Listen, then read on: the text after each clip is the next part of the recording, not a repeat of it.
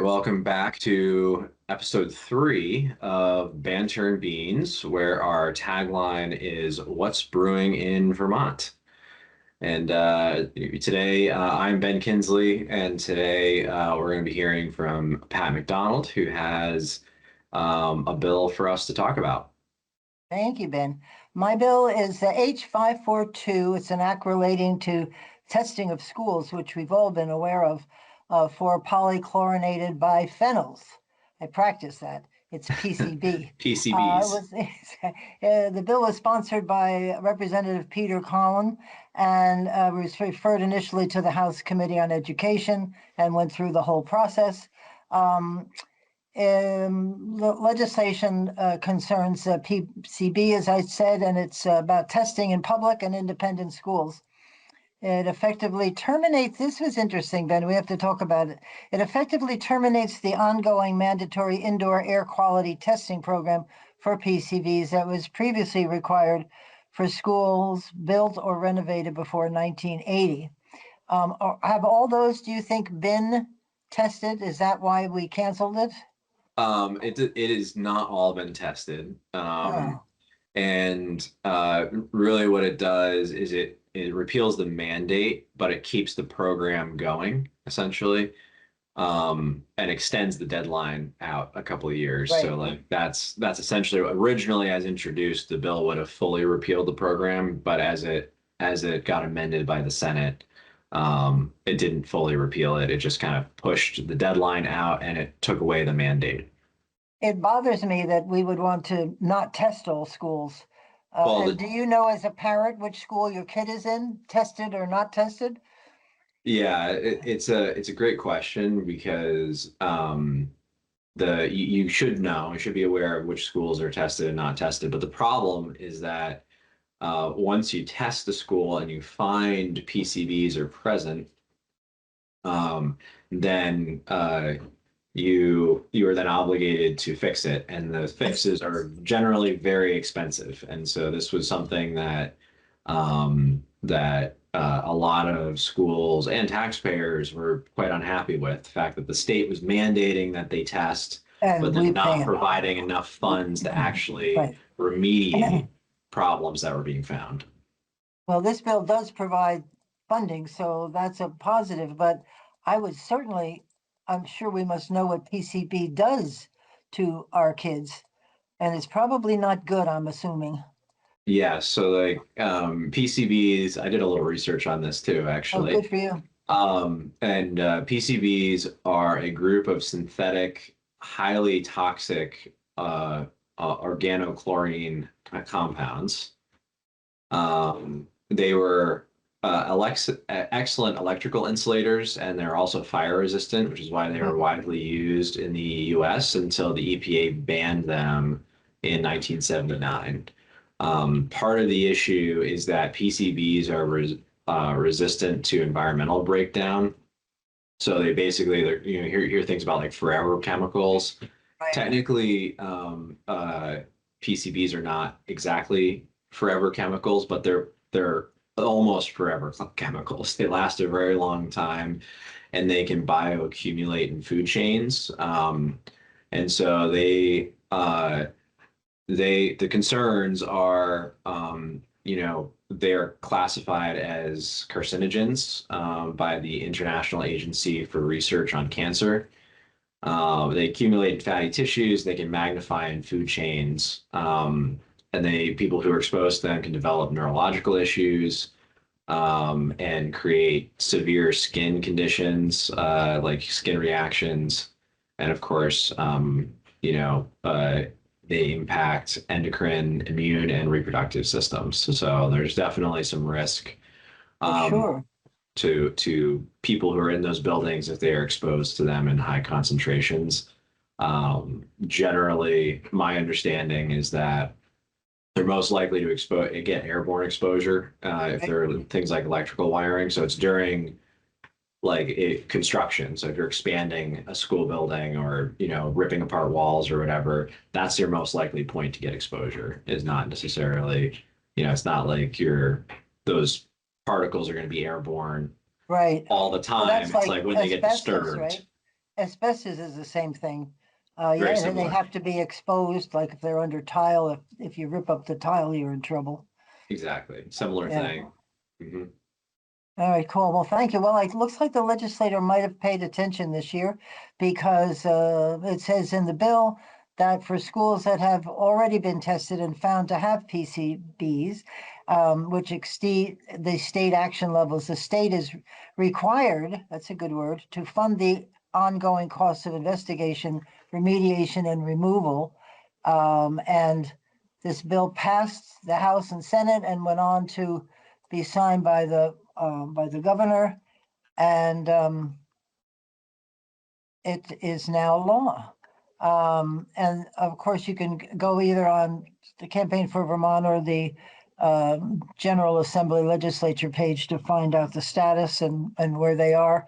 The statement of purpose of the bill, this has got a lot of stuff in it.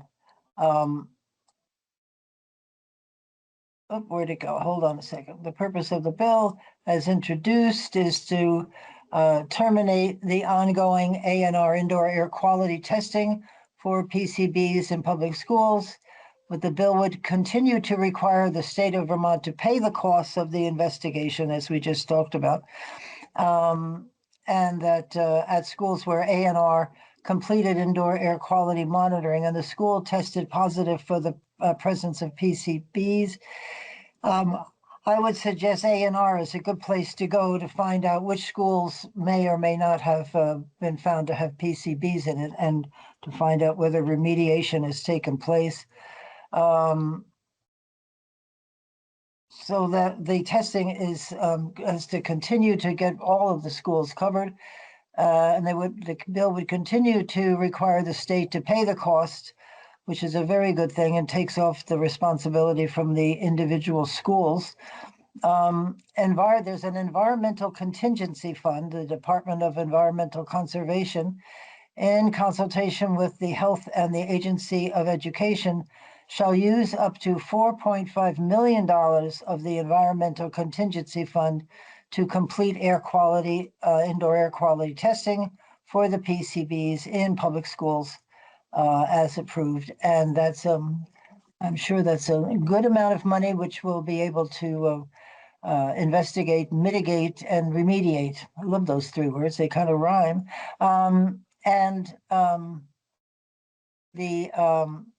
there'll be a grant issued by the state to the schools through the remediation fund.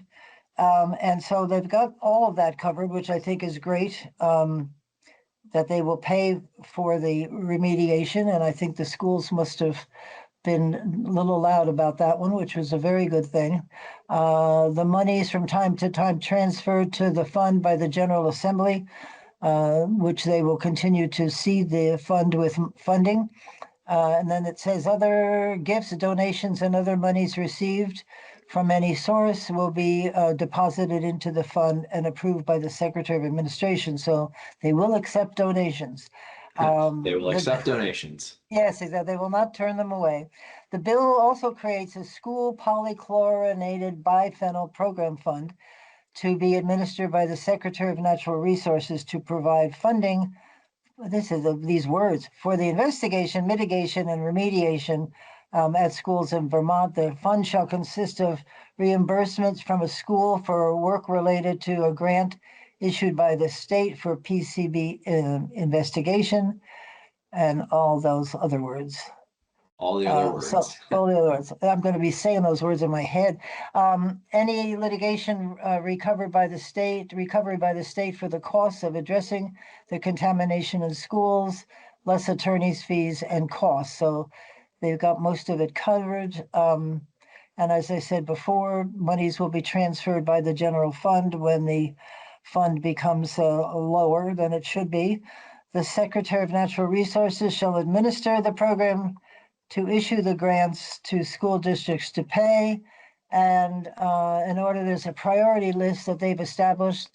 It says PCB investigations that are a part of a facility master plan or indoor air quality testing of a school initiated voluntarily by a school district, the development of PCB management plan, the cost of mitigation, the cost of implementation, and approved corrective action plan after the mitigation efforts. And the So cost of, basically, if they're planning to do construction, exactly, on to expand the building or consolidate, multiple buildings into one, those projects get priority, is right. essentially what that's saying. And they will be funded if there is any mitigation required. I really think this bill is very comprehensive. I think they've thought of everything, although I'm sure there'll be something that sneaks through. But I think they listen to folks and realize that the school districts, this is very expensive to do this.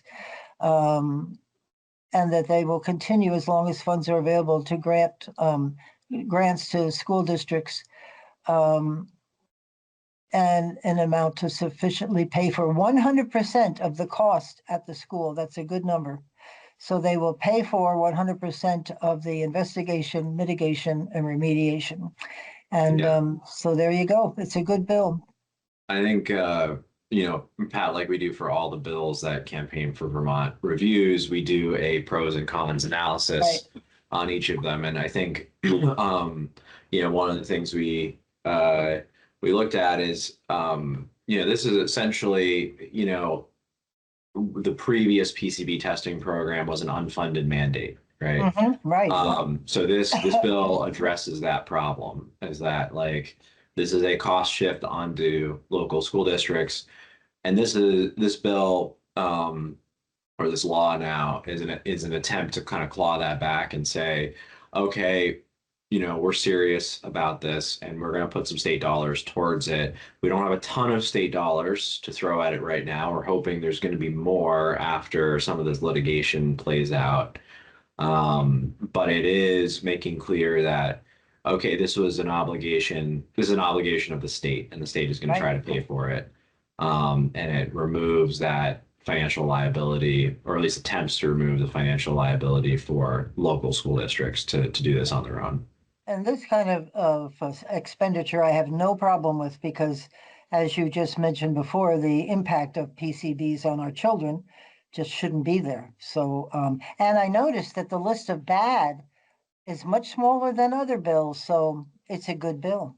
There we go. If the pros outweigh the Because cons, some of the well, other summaries you have, the bad list is pretty long. So pretty this one long. was only a few bad things, so that's a good sign. Listen, there are trade-offs in every piece of Sure. legislation. I do think this bill strikes a good balance Right, of, right, cost containment and responsibility, but also, protecting our students and our staff who are in these right. buildings, And I don't these think aging buildings. any of us like the unfunded mandate part. They Exactly. tend to do that on occasion, and it's pretty impactful, particularly on a town or school or whatever. So I'm glad to see that they're funding that's too serious to let go.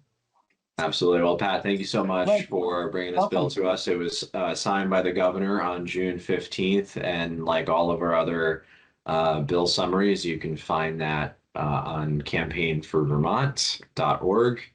And until next time, we'll keep up with what's brewing in Vermont. There you go. Thank you, Ben.